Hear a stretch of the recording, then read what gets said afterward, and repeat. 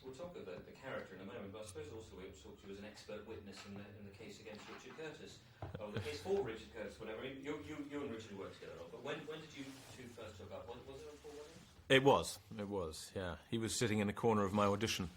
I didn't know who he was, just someone sitting, looking absolutely miserable, and in fact furious, in the corner of an office in Carnaby Street, while I did my attempt at his script. And I remember thinking, well, that's that, you know, no chance. But and in fact, I think I've spoken to him since, and he thought the same. But he came round to me.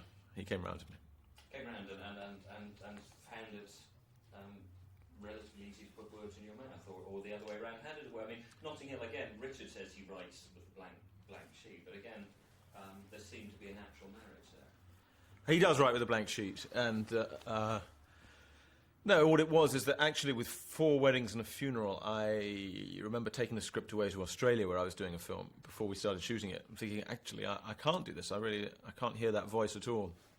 And then I came back and started rehearsing that film, and when I started listening to Richard just talking in the course of rehearsal, I realised that voice is him, and it is quite a unique balancing act that he brings off between London nasty and actually quite positive about things, which is really rare. And I couldn't hear that to begin with, but basically I then just imitated Richard in that film, and in just about every film I've ever done since. So you've become his better-looking on-screen persona? Well, he has some story about some woman coming up to him on the set of one of those films and saying, "Don't you wish you were as good-looking as Hugh?" And he really, really minded. Does mind to this day. Good, now we've put the book in. But what are the qualities about Richard's writing that you know, for you as an actor? I mean, obviously he's been successful and all the rest of it, but doing the roles, what makes it work for you? Well, I think ultimately the reason why we meshed was because we come from quite similar stables. He did a lot of revue comedy at Cambridge. I was at Oxford, did a lot of revue comedy, especially just after I was at university. And, you know, the same sort of way of looking for a laugh, I think. So I knew how to time his jokes, and I think in the end that's what clinched it for him in terms of giving me a part. Where we differ is that he is extraordinarily positive and nice about life and people, and I'm not. So that bit I've had to act. But if you ask me from an outsider's point of view why his films are successful, the comedy is hugely important, but equally important is this very rare thing of actually quite liking life. And that's, I think people, although particularly in this country it's not fashionable to say so, they actually do want that. I think they're quite thirsty for that. And of course, I suppose in essence, that's really what the whole tone of love actually is, that opening voiceover by you of actually love is all around, yeah. Which is, you know, an absolute invitation on a silver salver to the sneerers, you know, in wherever, you know, newspapers or magazines. But what I admire is that he just completely goes for it in this film. And just says, determined to lay out his optimism in front of the world. And as I say, I think people actually do quite want that. And if you really stop for a moment and think about it, it's as good a take on the world as the glass half empty take. So in this, we see you stepping up to the door of number 10. What's your section of the film about? I wish I could remember. Just under pressure, of course. Yeah. Well, yeah, I'm the Prime Minister, a fictional Prime Minister. I've just been elected at the beginning of the film, and I walk into Downing Street, waving to the crowds, and I'm introduced to the staff, who are going to be my personal staff at Downing Street, and to my horror, one of the lower echelons of the staff, this girl who just basically makes the tea and is a sort of lowly assistant, is just, it's one of those thunderclaps, and I just fall in love with her, bang, like that, which is a disaster for the Prime Minister just at this moment in his life. And so it's, yeah, our story is about me struggling to deal with being passionately in love with my tea girl. It's a fantastic section of the film, not least because I never thought I'd see the day with Hugh Grant, Martine McCutcheon and Billy Bob Thornton all in the same scene. That's been rather strange. I know, that is a weird combo.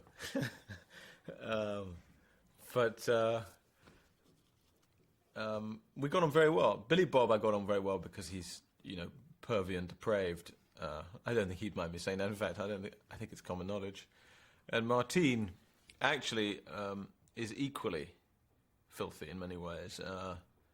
So filthy that I found myself in the very rare position of being almost sort of shocked by her. Well, not shocked, but I became the stuffy one. She called me Starchy after a bit.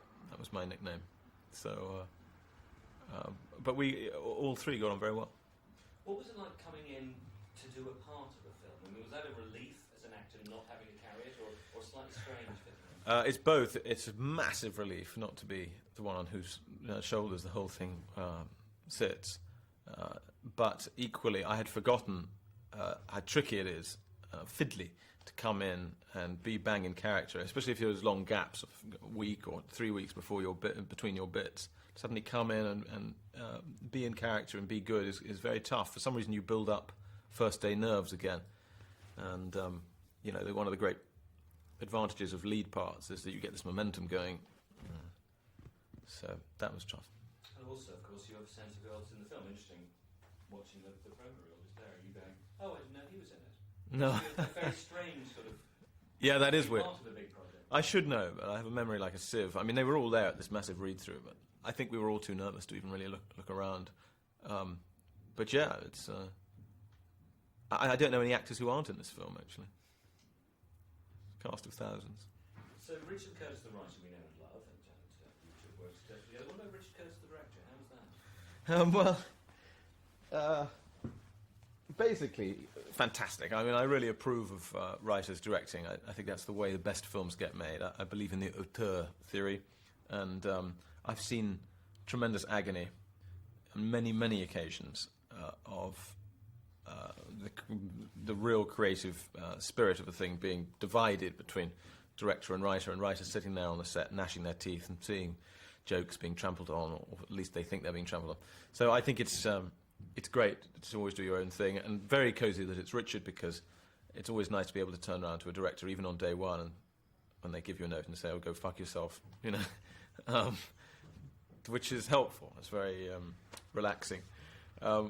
What was troubling about Richard is that I assumed, having done all these films together, that he'd just come up and say, yeah, same old shit, and lovely darling, and that's it, and now let's move on to the next day.